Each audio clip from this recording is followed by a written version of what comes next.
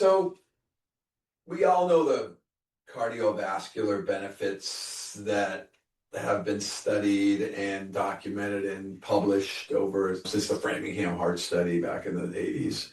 And so we know that daily exercise and some cardio exercise, 30 minutes, 40 minutes on a daily basis is going to benefit your health. You'll live longer. You won't have, you may not have a cardiovascular cause of death, but it's going to make you a healthier person and reduce mortality from cardiovascular stroke and heart attack, and also improve your quality of life overall. So that's just a truism now in medicine. And so I try to adhere to that. I don't get out every single day, but moving and getting your heart rate up and getting the sweat pouring out is good for you. And it's something that I just, I can't, it's probably the best thing you can do.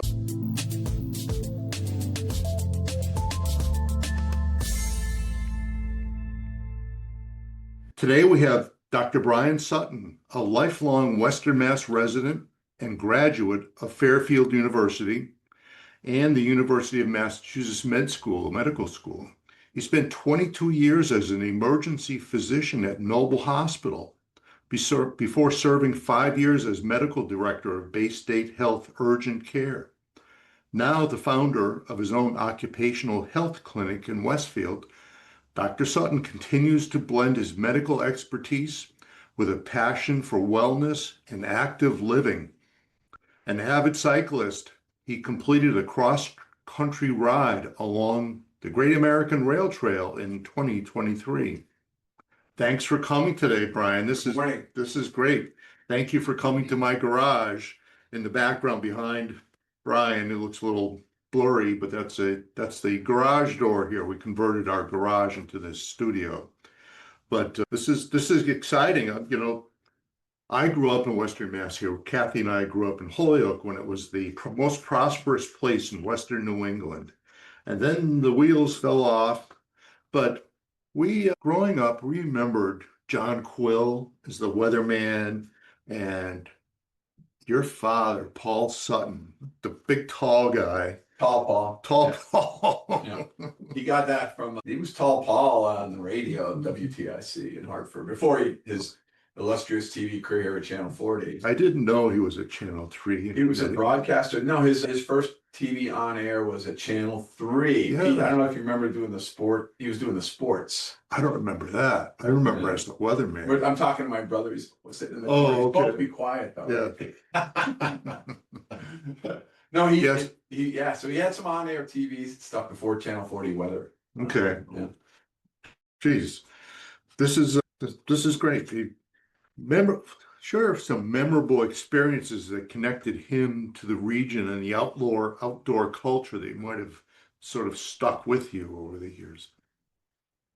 He was an avid walker, and he and the dog lover, and he would have Perky or Max, walking around the neighborhood, and so he instilled that the hiking, walking ethos, I guess you might want to say. He wasn't. I don't think he ever had a bike, and so that was more or less on my mother's side, where we were always riding our bikes. I think she had a bike. She had an old Schwinn, and she was always getting it fixed, but she would ride around the block, with us on our 3 speeds and our banana seats and we went up to 10 speeds, our Sears 10-speed bikes that Santa Claus brought. That was an Agawam, right? It was an Agawam. Yeah. So we had lots of and then we were those teenagers that you see on that, I don't know, it's that show that depicts 80s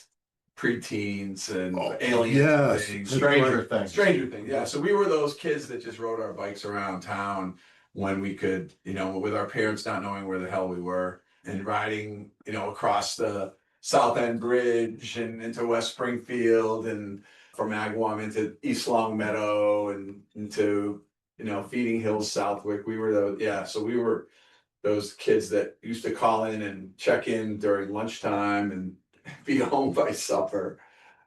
Jeez. So yeah, It was some good times. Yeah, No cell phones. that's right, no cell phones. Kathy and I, when we first got married, we bought a house in Agawam because I was working for the railroad in Connecticut, and it was easy. You know, it was right over the border from Connecticut. You know, Agawam, if people don't know, a couple of claims to fame here. Home of Six Flags. Riverside Park. Riverside Park. I was waiting for that. Yeah. And I grew up in Holyoke, where Mountain Park, and you know the two competing places there. But it's also the lowest zip code in the United States, 01001. Yeah. So You learn that in elementary school. that's right. There's one thing they don't teach you though there now, with Agawam having become a city while we were there actually, but it's the only city in the Commonwealth of Massachusetts that has no downtown. Went right from farms to post-war subdivisions to 70 strip malls. Oh my God, what have we done? There is no downtown. That's right. There's Main Street, Mhm. and then there's then you cross the river, go to the Big E. That's right. That's right.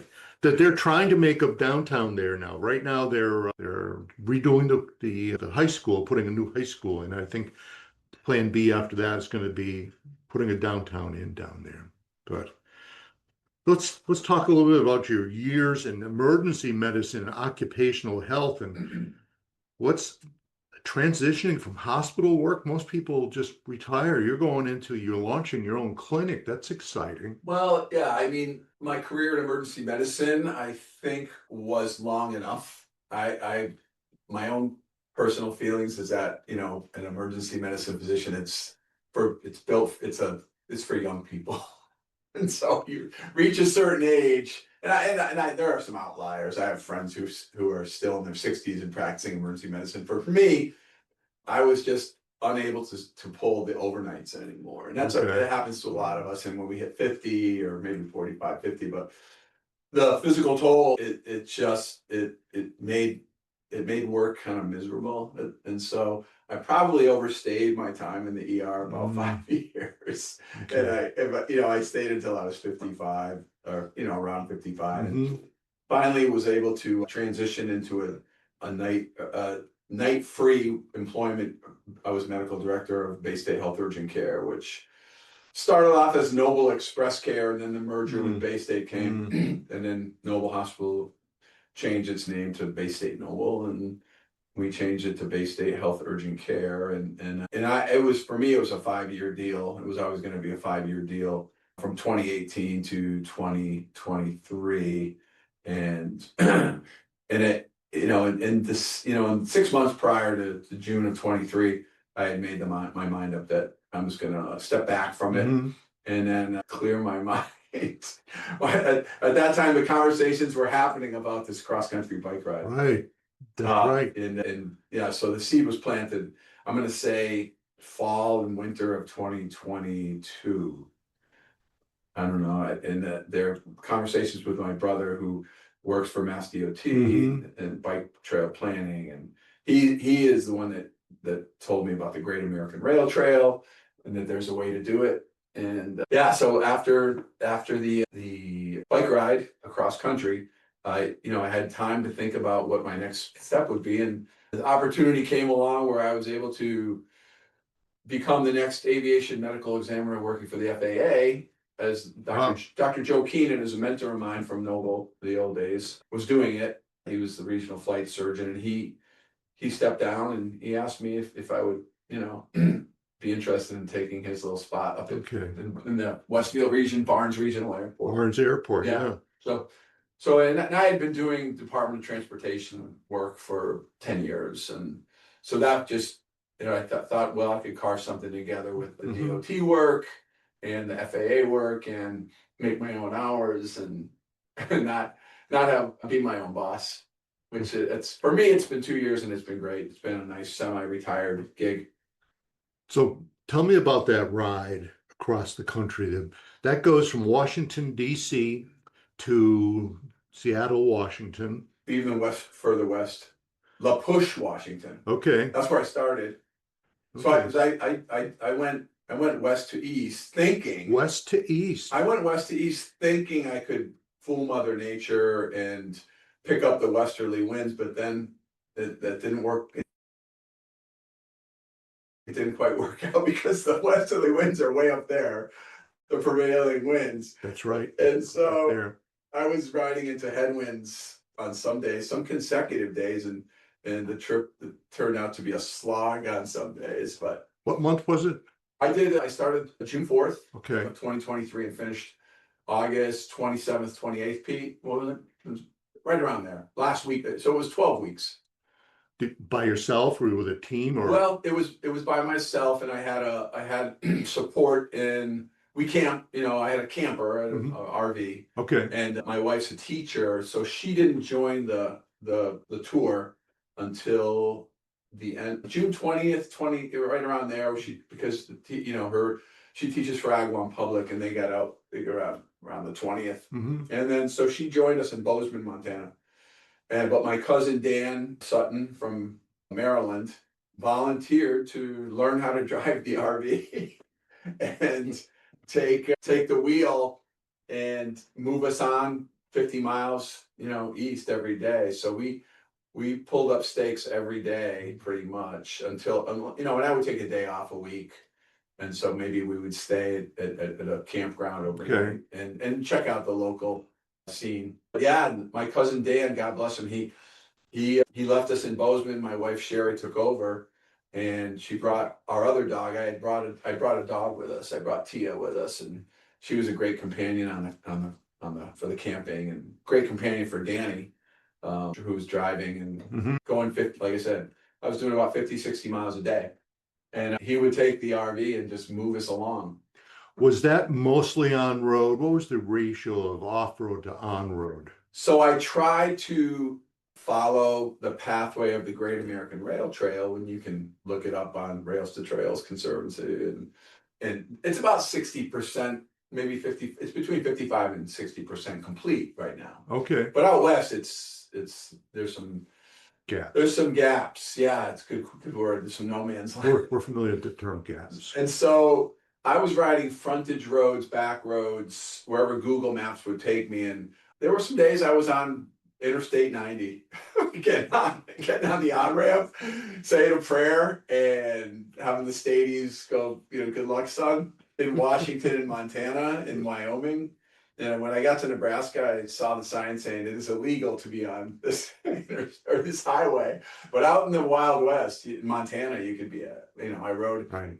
You had to get on it to get to the next trail or the next frontage road. So there were stretches where I was riding on 90, and I was lucky I had a Garmin GPS system and radar that I would be able to see traffic behind me. Okay. And so I was hugging the guardrail and hugging the Jersey barriers and trying to get off at the next frontage road. Did you have thoughtful safety gear like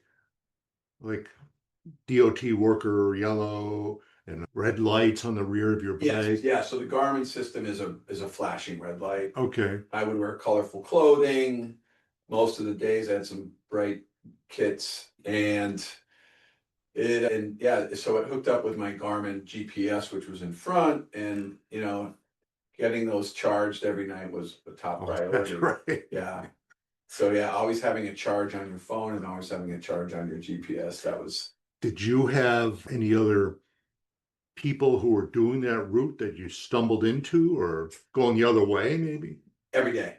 Every day. Yeah, every day I would run into a cyclist either going my way or going the other way. And when you cross into Nebraska and Iowa, you see more trails and you ride more trails versus going from Wyoming into Nebraska. You get to ride on more off-road trails, and you also see fewer trucks on the road. Yeah. I think there was in Omaha, it's about 50-50 trucks and cars. West of that, it's more trucks, and then east you see more autos. That was just anecdotal, but being out west there was just it's just indescribable, just seeing these great mountain ranges on two wheels. It was the climbs were not as bad with all that great scenery around you, wildlife, and yeah, it was just amazing. Speaking of wildlife, did you run into any bears or anything Big and bad out there. So there was one trail that I misfired on, and it was washed out, and I had to portage miles, and I had a flat, and Oh. I had changed it already, and I didn't have a spare, and so there was thick mud, and I thought, well, I'm in the middle of Montana here, I might see a grizzly bear, but I happened to see a porcupine and an owl that scared the crap out of me. It's just like it flew into my face. Oh my God. And so I survived that day without a grizzly bear attack. I saw some animals I didn't know, I couldn't identify, so I put out my Facebook blog and coming out of Yosemite, coming out of Yellowstone. Yellowstone. Yeah, there was this furry creature that I looked kind of like a badger or a beaver, and I was later told it was a marmot. Marmot. Oh, marmot. Yeah. So, and there were lots of different birds that I had never seen before along the way. I saw a mink cross the trail in I think it was Iowa, and it's like what it looks like a pretty squirrel, but Yes, yeah, it long. was a long, yeah. And so yeah, I saw a mink. I saw a moose. I saw a baby moose coming out of Idaho. Yeah, and I hightailed it out of there because baby moose is mom's looking for it. That's right. Gotta get the hell out of here. We have 2 bear families living on the street here in Florence. And at one time I used to have a page on our bed and breakfast website about bears until people started calling. Is it safe to go there? Oh, yes. And the bears they're not interested in you at all. So No, they want your trash. that's right.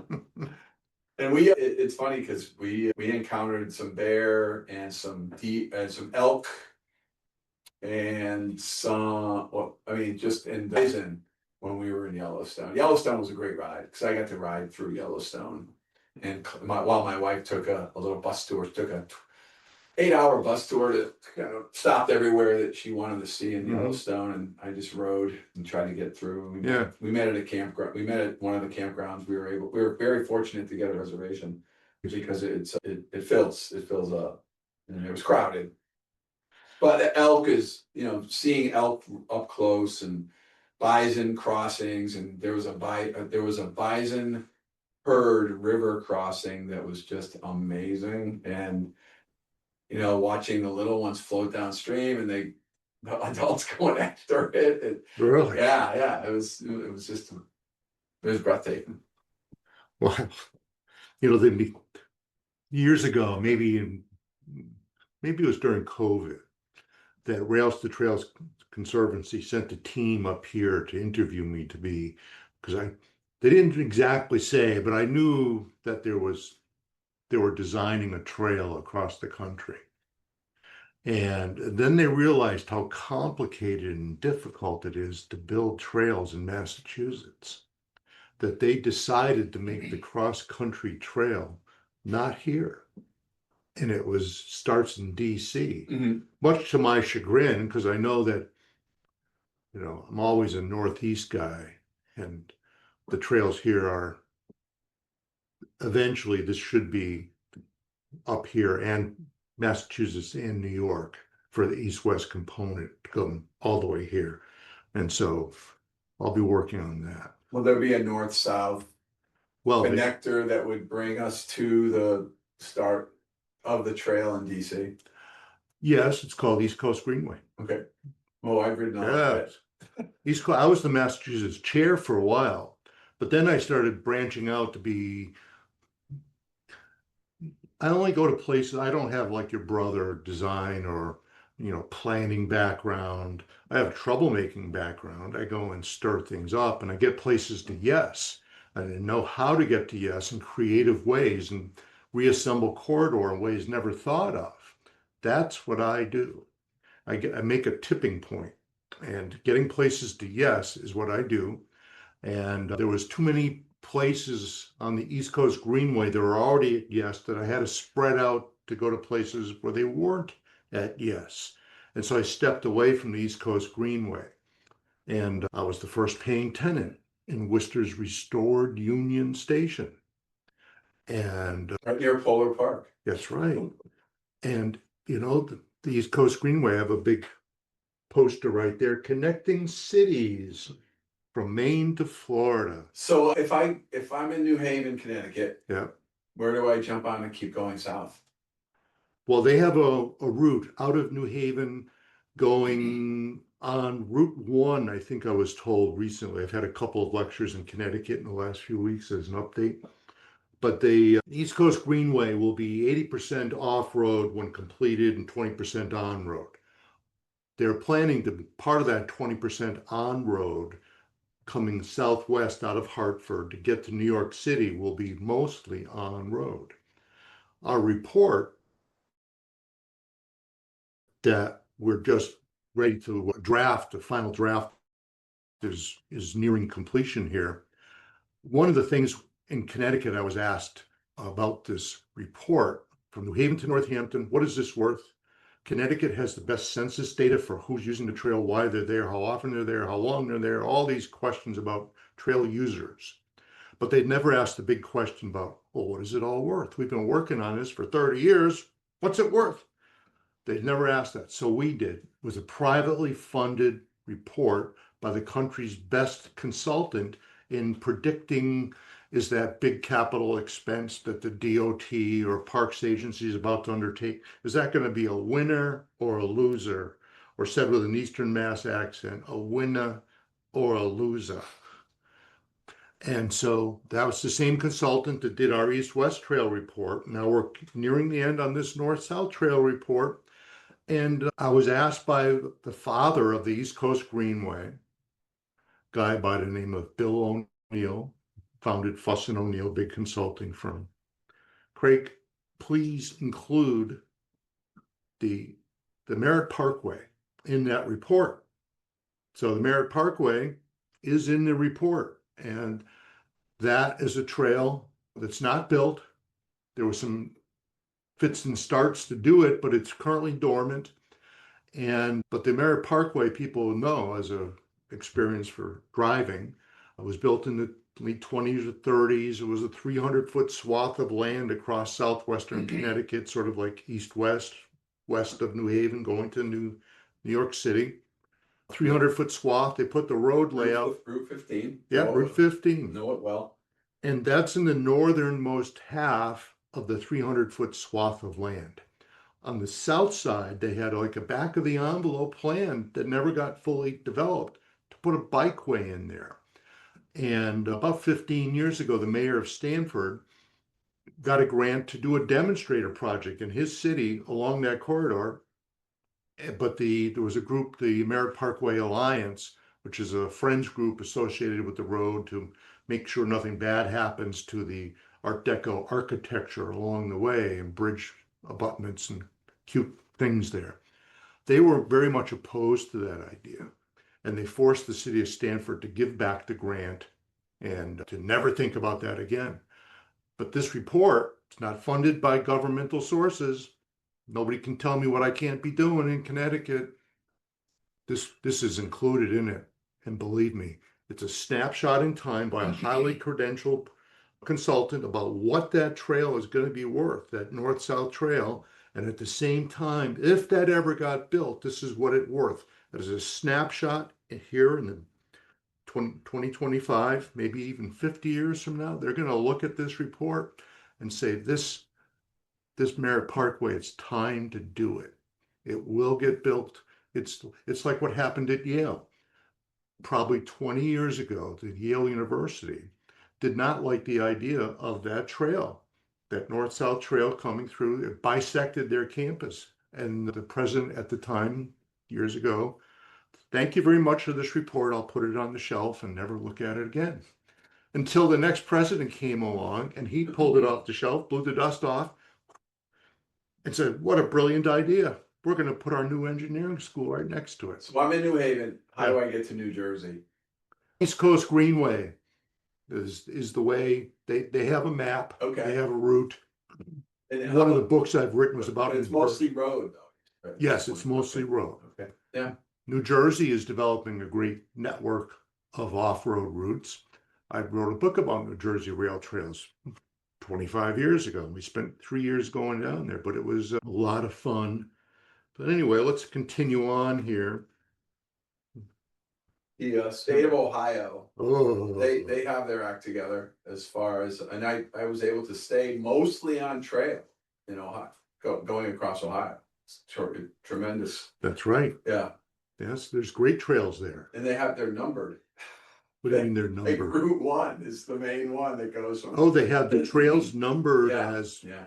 opposed to names. Well, they're named too, but they have a big sign saying this is the number 1 trail, the number 2 trail, number 3. Yeah. I'll bet there's a club or there's a protocol. You're going to ride every trail and you're going to get an award for doing that. They probably have that.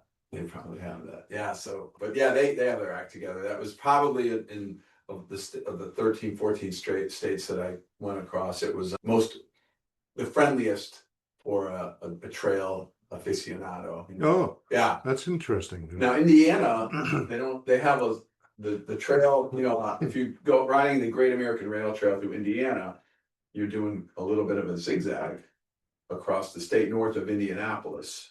And you are to get to those trails, like I said, you're jumping here, you're jumping there. But Indiana, their farm roads are paved by and large versus Iowa, which they're dirt. In Nebraska and Iowa, the farm roads are mostly dirt and gravel. But Indiana, there's more, I guess, residential real estate now that used to be farm, and riding a paved road for me was a treat versus gravel thicker than my wheels in Washington State.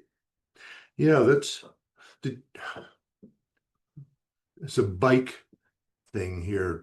Did you have different wheels for different surfaces that you were able to switch out? I had 2 bikes. I should have had a third.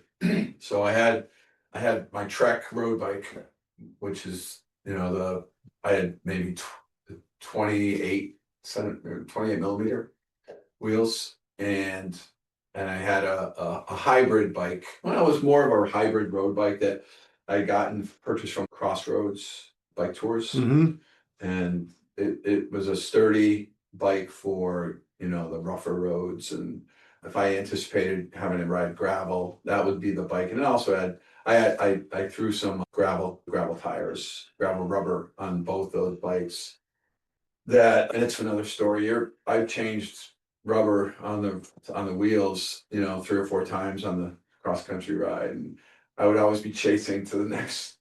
You can have the stuff sent to the next post office. You're anticipating I'm going to be in Columbus on this date, and so I need to get this sent to Columbus so I can change my tires and get the tune up. And I had 1 set of tires that I was riding it on bare tires, waiting for the rubber to catch up with me from the bike shop, or the tire wholesaler. So my poor wife, she had to backtrack one day to pick up the package, and I think it was in Montana. But yeah, so getting back to the bike, so the other bike, that Crossroads bike was it was good and my brother's ridden that bike too. It's a good sturdy bike. But if I had to do it again, I would have gone with a gravel bike or something like a lighter mountain bike, but sturdy. So I could have done more of the gravel trails that are out there in the West. Because I realized shortly that my frame and my bikes were not going to make it if I had to ride all this gravel, and it was just going to be a wear and tear thing. Wow. Will the bike survive the trip? Wow. And I get a couple of tune-ups along the way. Really? Oh yeah. How has your medical career informed your understanding of wellness and active lifestyles, and what connections do you see between healthcare and community recreation, such as rail trails? So we all know the cardiovascular benefits that have been studied and documented and published over, since the Framingham Heart Study back in the 80s. And so we know that daily exercise and, some cardio exercise, 30 minutes, 40 minutes on a daily basis is going to benefit your health. You'll live longer. You won't have you may not have a cardiovascular cause of death, but it's going to make you a healthier person. and reduce mortality from cardiovascular, stroke, and heart attack, and also improve your quality of life overall. So that's just a truism now in medicine, and so I try to adhere to that. I don't get out every single day, but staying moving, and getting your heart rate up and getting the sweat pouring out is good for you, and it's something that I just I can't. It's probably the best thing you can do. I mean, for heart attack prevention, there's the wonder drug of the last century was the statin to reduce cholesterol and reduce the cholesterol plaque on the coronary arteries and other arteries in your body. But that combined with exercise and you're looking at a big reduction in mortality in heart attacks, strokes, blood pressure problems, kidney problems from blood pressure. So I embrace that ethos of just to try to get out there every day or do something 5 times a week to just keep moving, get the heart rate going, and So you're here with me today. This will be national podcast going out. And what other venues have you reached out to so far, talking about your cross country journey? Any place else? So when I got back in August, I had a few speaking engagements in the fall, and I spoke to a number of different local hiking, biking organizations. And then I think in the winter, my brother dragged me out to Boston to talk to Bike to the Sea. Oh yeah, So, yes. yeah. And then I gave a talk to those guys, and then it's mostly local in Westfield, talking to people on the Columbia. My bike trip was also a fundraising venture for the Columbia Greenway. Oh, wow. So we raised, I used Facebook as a platform and raised over 10 grand for the Greenway. Great. And I plugged the trip. I made pleas maybe a couple of times. I kept a blog journal on Facebook, and I did daily posts about my route and about things I encountered, or about the beers that I tasted on the way. So we had a daily beer review, and I think that kept some people engaged that otherwise wouldn't have tuned in. Local breweries along the way. There were many of them. Well, there's a brewery tour here in Florence, East Hampton, Northampton, that was popular for a few years. Maybe it was pre-COVID, but I never realized that there are other breweries on the Great American Rail Trail that are near the trail. Montana has a big scene, a big craft beer scene. You would be surprised. Huckleberry beer is big out there. Yeah, I drank some of that. I didn't even realize. Yeah, Washington State has a huge. I didn't get to all the craft beer that I would have by going around the state, but going across the state, there were plenty of options. And Montana, Wyoming, I mean, every state had there were some outskirt places where you would go into a Dollar General, that was the only thing around. There's a lot of deserts, food deserts and grocery deserts out there, but they would typically, people would stock the beer that was brewed around, the local craft. So you were able to get some.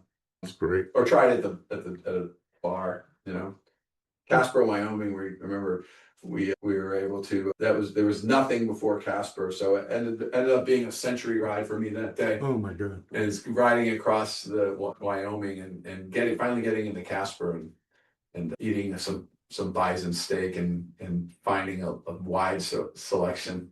They let me buy a few cans. Bison steak. Yeah. Oh yeah. Some good stuff. Elk and bison. Was it roadkill? Because you're not allowed to kill bison. I hope not. No, they eat a lot of bison. Okay, geez. Let's swing back to Westfield. What's going on there in the local? How are you contributing to the local rail trail project in Westfield? And what do you see as its long-term benefits for the neighborhoods and residents in Westfield? I'm a big proponent, as you know. I hope that it stays viable.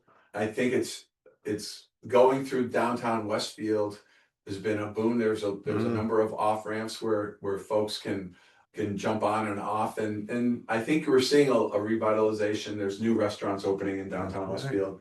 I think the New Horizons bike store is right there, and they see a lot of traffic on and off. I'm friends with Mayor McCabe, and I often kid Mike about the fact that I'll be dead before the third phase of the Westfield Greenway will be completed, and I'm nudging him along, and I know that we're going through a fiscal crisis in that we live in a blue state, and the blue states are getting money, funds cut from construction projects and other infrastructure projects. So I don't know the details, but I can just imagine that there might be delays until until the funding comes back.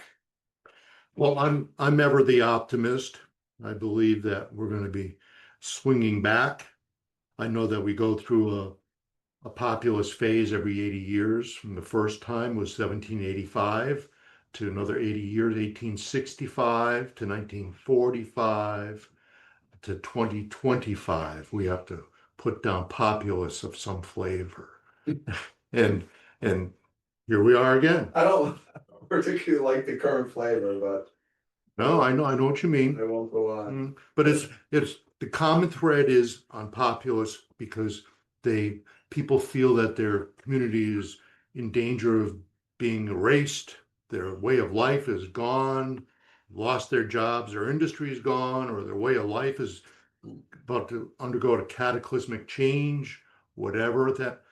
And so it's an 80-year trend. It's outside the memory of most people. And so is it a coincidence, a trend, or a script?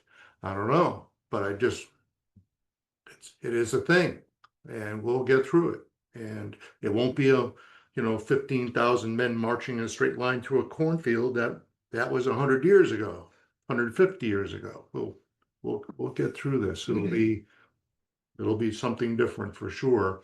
But I know Westfield's very unique with its elevated right of way. It's right through the heart of downtown. What a brilliant, brilliant way to recycle things in a gateway city. In Massachusetts, the gateway cities like Holyoke, Chicopee, Springfield around here to a degree, Westfield, those industrial centers were The Whip City. Whip City. They fell on hard times once their industry was closed, and it took a long time for the state to come back to them and to create through its caucus in the State House to create reinvestment into these places. And one of the ways to do this is to build out the trail. What happened in Holyoke. Holyoke had the industrial trackage along the canals, and there was a plan to develop that into the Holyoke Canalwalk, an enhanced sidewalk, the rail trail. But it was 10 years in and he hadn't even built an inch. And then there was a building that was right near this, and the owners were waiting for the Canalwalk to get built to reinvest things in, and it needed to be demolished, and somebody got killed in the demolition work. And so the 25% design hearing, I'm there pounding my fist on the table like Khrushchev. Take your shoe off? No, I didn't do that, but nonetheless, they knew me and they knew what I was about to do, and so I harangued the DOT or the city for taking 10 years to get this thing underway. And do people have to really die? And is that how things work? But after that, about a week after, I got a call from property owners, building owners there, to ask how they could accelerate things. And I said, you need to build a friends group. Westfield has a friends group. I was there to set it up when I used to work for the railroad.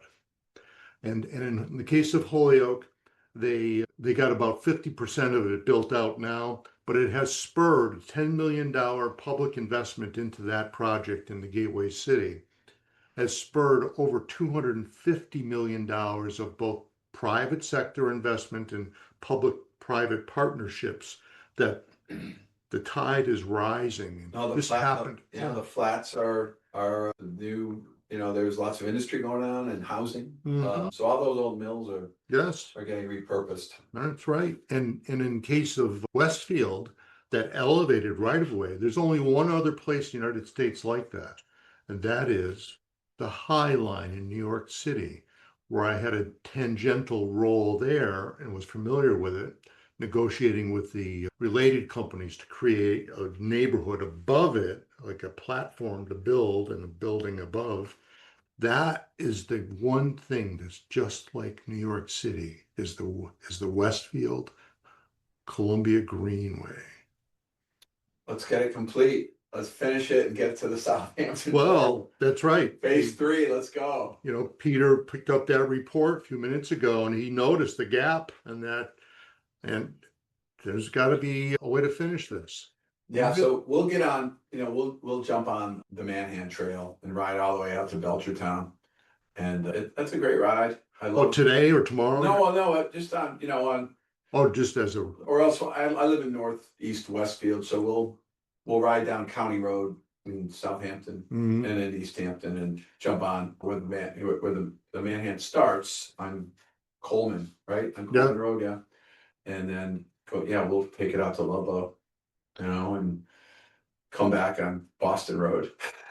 Or go through Chicopee and Holyoke. well, there's the network here is really notable and it's going to be transformative in a lot of places here, more so than they realize. We operate a bed and breakfast here. One of the notable things that guests who come here from all over the country, that when they go into downtown Northampton, they're shocked that whenever they step off a sidewalk into a crosswalk, traffic screeches to a halt. That doesn't happen in a lot of places in America today. Not New York. Well, yeah, a lot of places it's hazardous. Yeah. But here it has changed. That's because the bike path network here, which largely encircles downtown, that's been in the ground for 40 years, 42 years actually. And it has transformed things that when it first opened, it was so unnerving to the motorists in Northampton that they were seeing bikes and peds crossing in front of them, that they forced the city council to put up a city ordinance saying that you must dismount your bicycle, walk across the road, and then continue on your way. And that was nowhere else in the country. But now it's inverted where pedestrians flock to downtown Northampton because it's so safe. And from their point of view. Anyway, do you believe local involvement matters in building and maintaining trails? Yeah, I mean it's a partnership. I think that private funding is necessary for the maintenance of it. There are a lot of, like as you mentioned earlier, there are a lot of friends of groups that, friends of the Greenway that maintain the signage, which is important. The speed limits, the restrictions about motorized vehicles now, and just, trail markers, which I think Massachusetts needs to catch up with some of the Midwestern states, Pennsylvania and Ohio. The trails are well marked. And describe a marker that you're talking about that we're lacking here. Mile marker, either painted on the trail or a sign.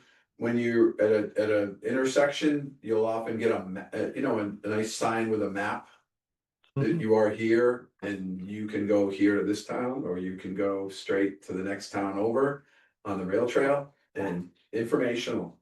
Do you notice that those signs and markers are uniform to the state or the municipality? Yeah, in Ohio, I think there's a lot. There's the state is on those state trails there, though, and the local municipalities also.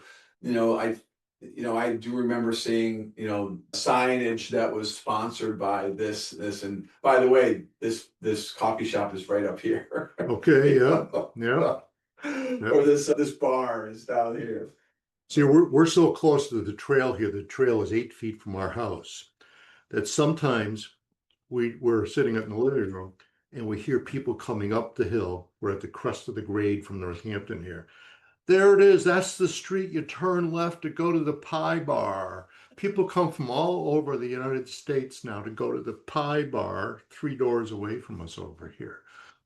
There it is. There it is. It's great. I mean, yeah, so I think that we need more state funding, which trickles down from federal funding. Yes. It's you need the local buy-in. You definitely need your cities and towns to really buy in and support in their own budgets.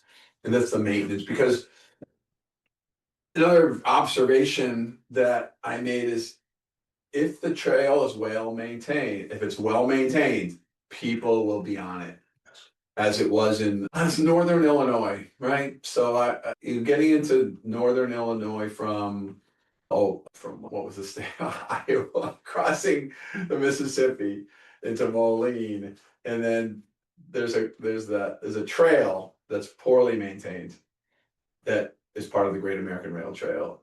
Pete, help me out here. You were going from Iowa? Yeah, no, crossing into from Moline, Yeah. I went across to Joliet. Plank Road? No, Plank Road, and that's the juxtaposition. The Plank Road Trail was well maintained, and that's on the west. You going further east. I mean, when I entered, I entered it from the west, and there's 2 trails, like the Michigan and Ohio trails, and maybe. But it was, I think west of Illinois is the Missouri. Is that correct? Yeah. no, I mean, I came in on the Quad Cities. Okay, Iowa, yeah. Iowa, yeah. Mhm. So I was in Davenport and in Moline, and then I Mhm. rode the bridges to go on all 4 cities. Wow. So I did, or I think was the other one, and what's the other one? But getting across to Joliet, that Plank Road Trail was kept well, and people were on it, and I had, but the other trail, the longer trail, poorly maintained, and that was one it was like a ghost town.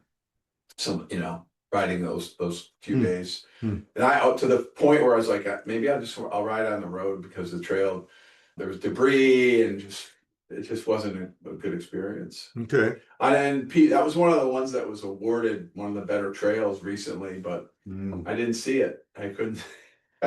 And we won't even talk about the C&O Canal. Well, I'll let you talk about that. Yes. All right. Well, let's end it up here. And I want to thank you for coming here today. Yeah, no, I could talk about this all day, Yeah. and all night. There's lots of things that I could probably spend a half hour on each state, but I appreciate you inviting me here and Thank able you. to relive some of this, which happened over 2 years ago. But I'll have that as a life memory, a bucket list check off. Yeah. Bucket list. Yeah. Thank you, Brian. Thanks for tuning in to Roads Less Traveled with Craig Della Penna. I hope today's episode gave you fresh ideas and inspiration for exploring the unique world of real estate, rail trails, and bike tourism. Be sure to subscribe, like, and share the show so we can reach more trail lovers and real estate enthusiasts like you. Stay connected, stay curious, and I'll see you next week with more expert insights and stories from the Roads Less Traveled.